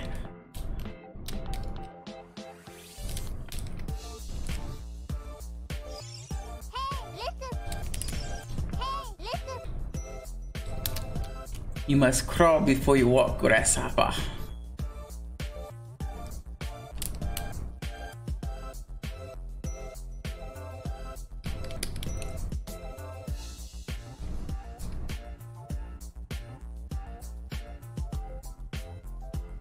Oh man, I cannot wait till he turns around. Because when he turns around, I don't have to draw all of that anymore. And I still got quite a few more frames to go before I get to that. Yeah, I got quite a while before I get to that.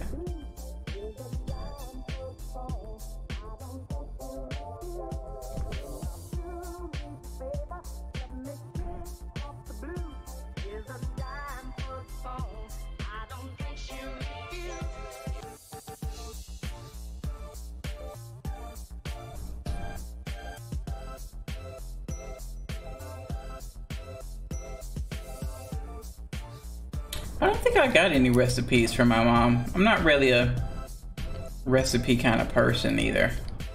I just kind of wing everything. And it's funny because I have really bad allergies, so my sense of smell is not the greatest. But when I cook, I use my sense of smell to tell me how it's going to, how my seasoning is going. Like, I don't know why I do that. I guess you could just simply just, you know, taste it. But, you know, obviously usually things are hot, you know, as you're cooking them.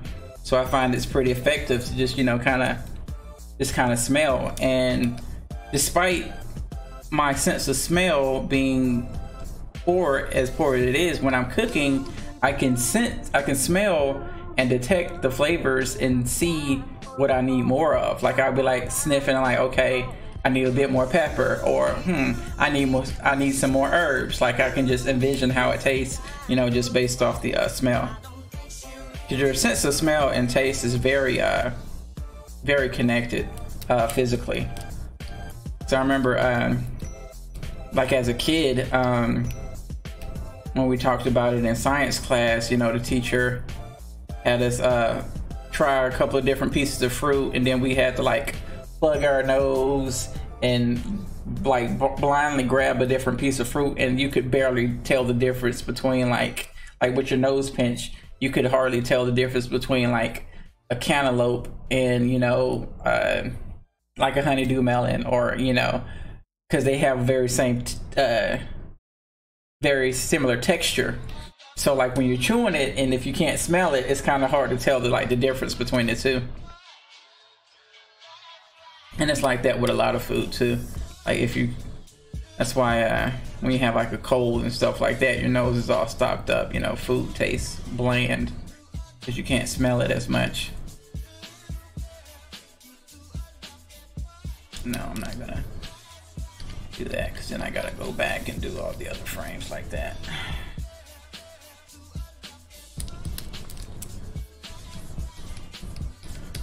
Yeah. One of the things I'm gonna do with Toon Boom one of these days, not with this project, because it's a frame by framer. I'm gonna try out Toon Boom's bump map feature, where you can set up a bump map, so you can have your you can set up a light source and have your lighting and shading being done based off the bump map instead of having to draw it. Bump maps are really freaking cool. And normal maps are insane.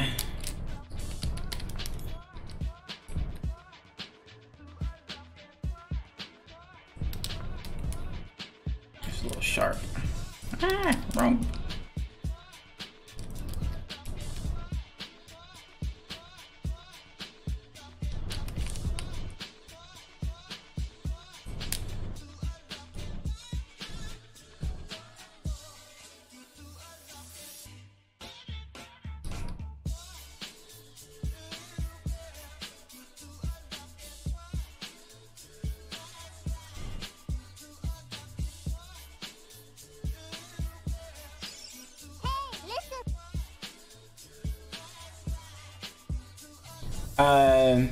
I am at frame 115. This thing goes to frame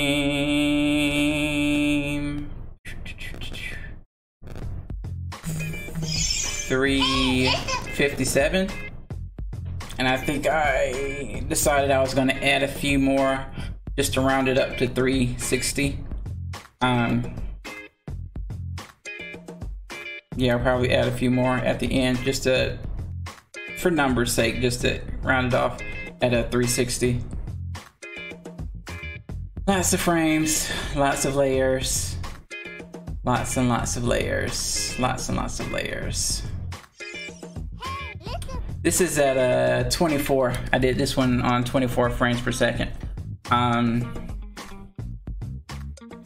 And it is on 2s.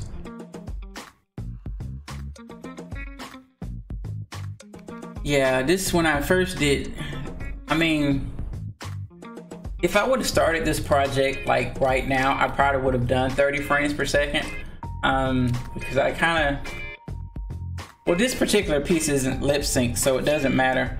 But I started running into issues where I'd animate something and then it'd get converted into like a particular video format, and it kind of got forced into yeah. So, and it get kind of forced into a 30 frames per second, and then it'll throw the lip sync off. It is, which is why I did it with the kind of the quick sketch style when I first did it.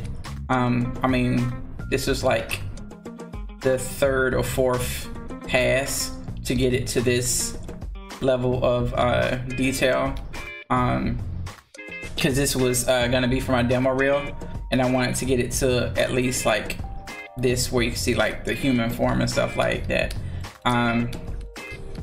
because normally when I start off, and then as I just for my layer sake, like as I step up the quality, I do it on a different layer and then get rid of the previous layer, just for like organization and stuff like that.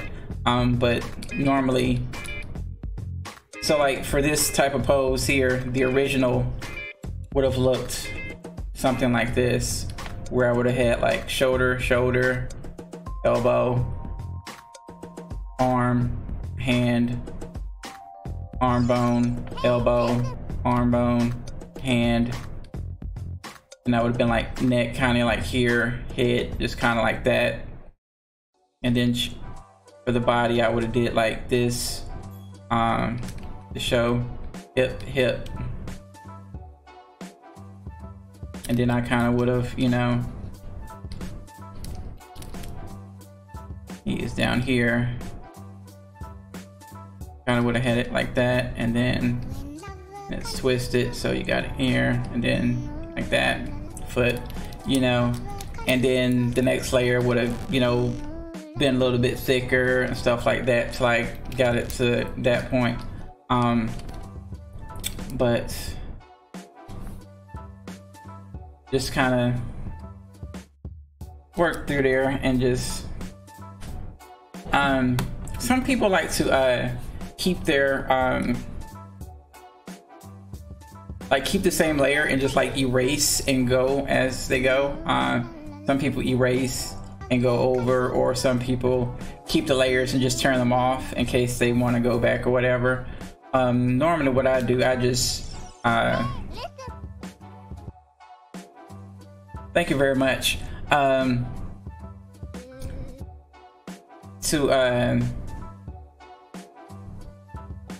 For posterity, like normally what I'll do, I'll just get to certain checkpoints or whatever, and then I'll just save a different version.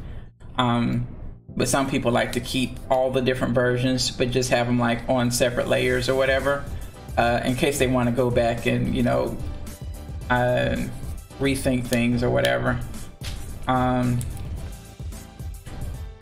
Because I like to do, I don't want to say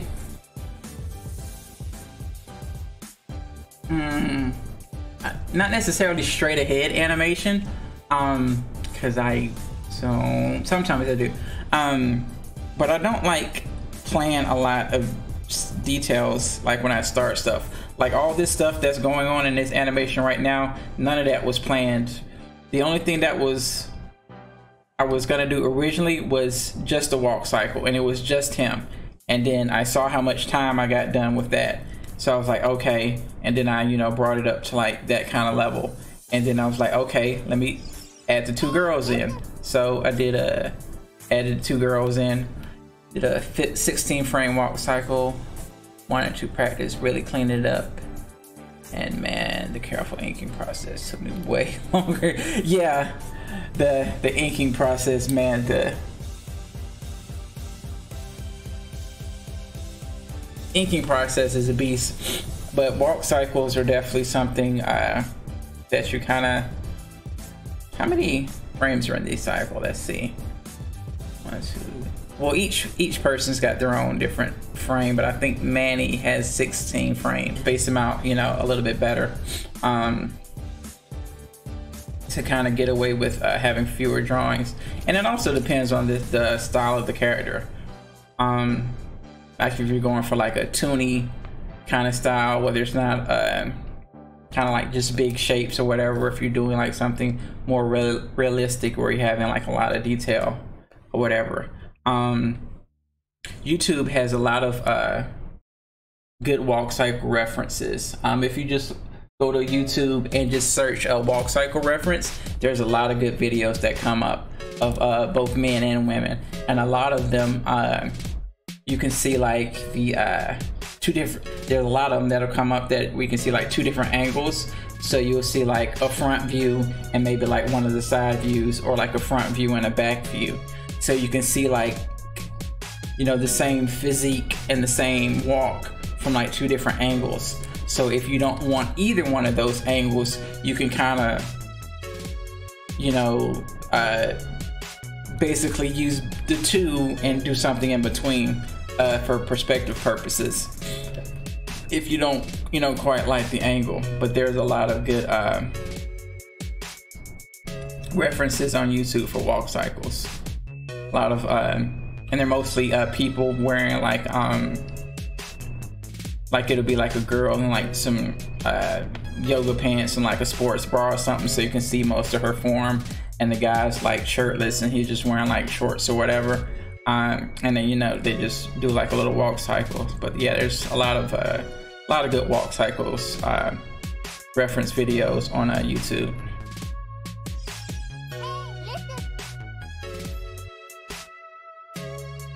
Yeah, definitely, because, you know, the internet in general has just made access to information really good. But with that, yeah, there's a lot of false information out there, but, you know, that's really neither here nor there, but just the accessibility of it. Because like when I was, you know, in very early school, you know, if I wanted to look something up, I had to go and get a freaking encyclopedia and, you know, look up whatever it was. You know, you got freaking 24 volume, maybe 25 volume encyclopedia, and you got to go by the letter of what you're looking up and pull it up and just flip through all the pages. You know, that's how that was your internet, that was your Google freaking encyclopedia.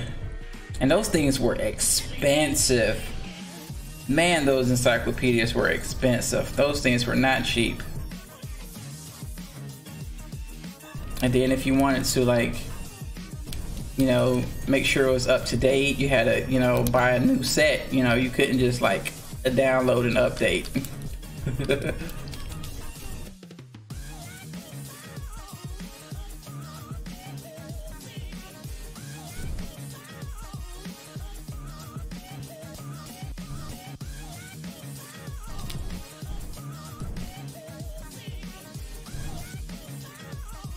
How much starch do you have in your soup?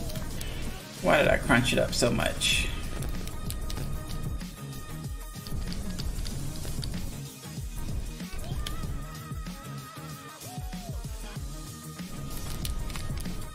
No, I think I'm gonna go with my original. Think about not crunching it up so much, and then I'm thinking about crunching it up more.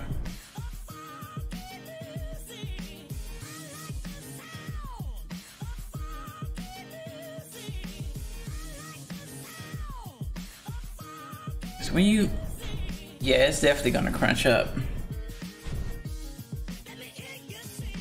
No matter how well tailored that suit is, it's definitely gonna crunch up like that.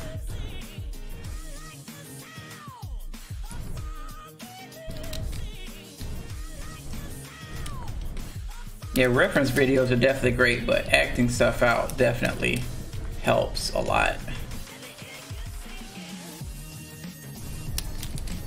That's one of the things I got taught in school. Definitely like whenever you're having a question on like how something would move, you know, if you can just go ahead and like act it out. I mean, because that's most of the time you're, you know, by yourself animating, or even if you're not by yourself, you're in like a setting where there's other people animating, so there's really no need to be embarrassed or anything like that. You just kind of go with it.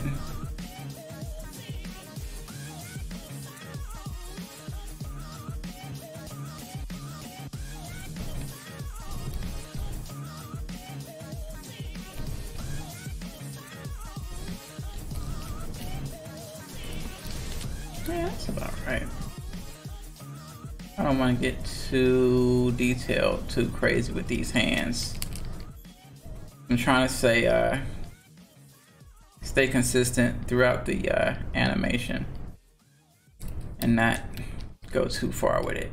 Because then if I do, then I'll have to either undo it or go through and add that level of detail to all the drawings.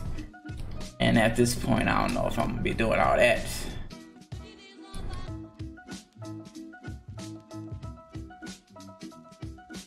But I am going to, thinking about doing, putting quite a bit of detail in like the face, which is kind of like one of the reasons why I left the head out. So I think what I'm going to do is, I might attempt to animate the head and face separately, and maybe like in Photoshop or something, and then bring those drawings into Toon Boom. Definitely for the like walk cycle portion of it, so that way I can do like a nice kind of detailed drawing, and then just kind of like come in and just import it and just map it out. I might try that with like 1 or 2 frames and see how that works, or I might just come back and, you know, do it in Toon Boom.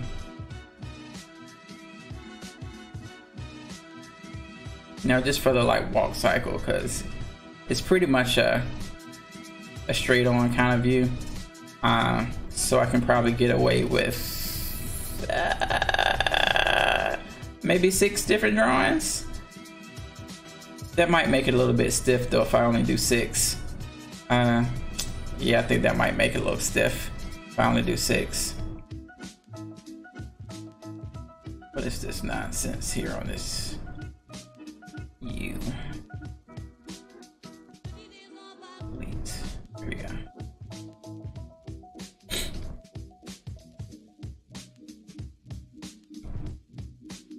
But yeah, I'll probably not do that now that I think about it.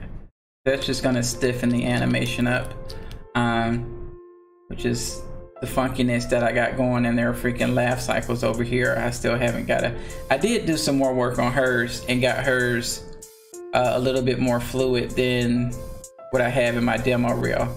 I even changed her pose. I appreciate it. Thanks for stopping by. But yeah, I'm definitely gonna loosen the girls up because their laugh cycles are very still on the stiff side right now.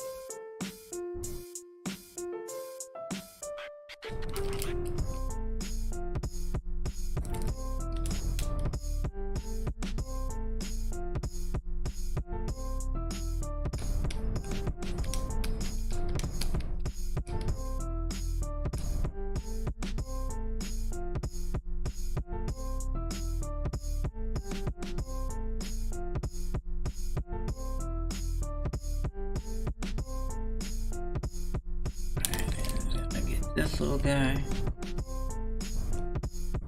Alright, still at only 0.9% dropped frames. Stream health is pretty good.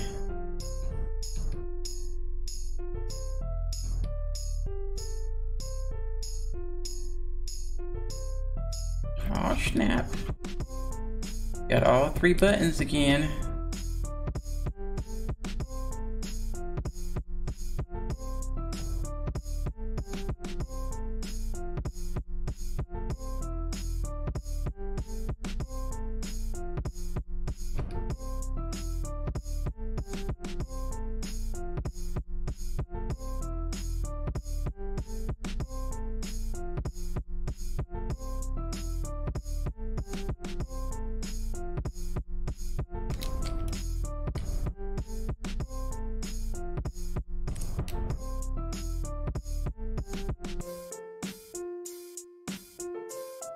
Right.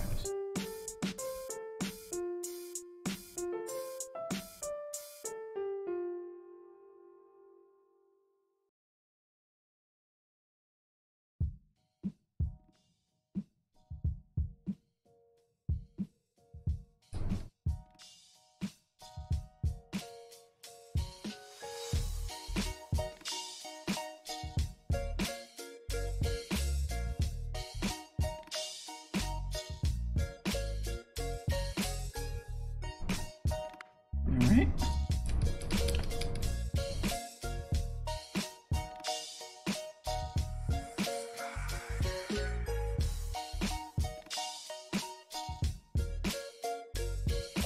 Ah!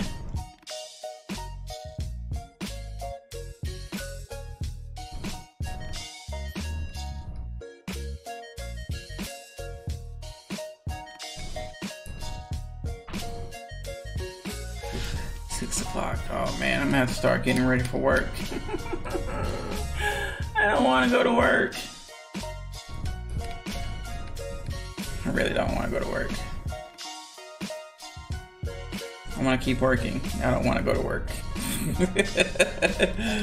That sounds funny, but it's true. Don't want to go to work because I want to keep working.